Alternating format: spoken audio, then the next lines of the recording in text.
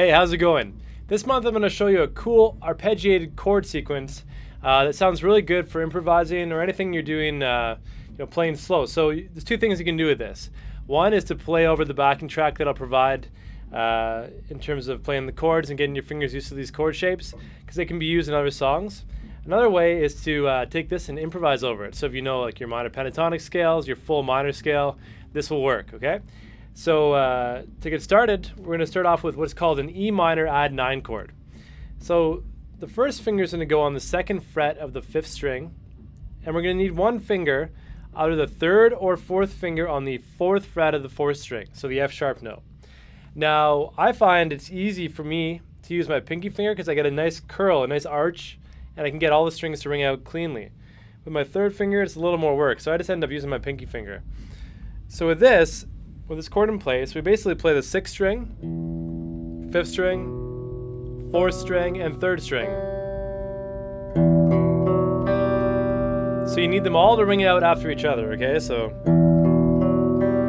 like that. And the next chord we're going to use, just add our middle finger to the 6th string, 3rd fret. So everything else stays the same, we're just adding the one finger. So 6th string, 3rd fret, the G note.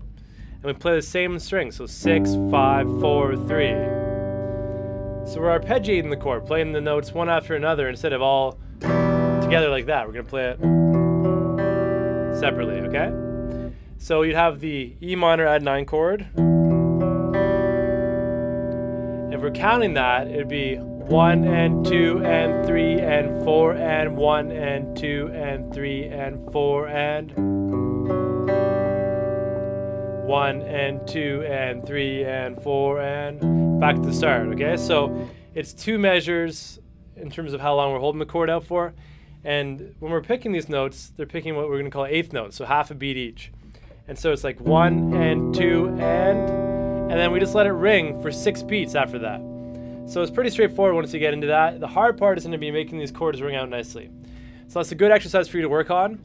Now if you want to improvise over this track, just use your E minor scale, so an E minor, natural minor scale, or the E minor pentatonic scale works great. So any variation of that, any relative modes you know for that, if you know what that means, or any boxes of the minor pentatonic scale that you might know, that'll work perfectly. So try to get this chord shape down and play with it. It's a lot of fun. And from there, you take it and see what else you can do in terms of improvising. Enjoy.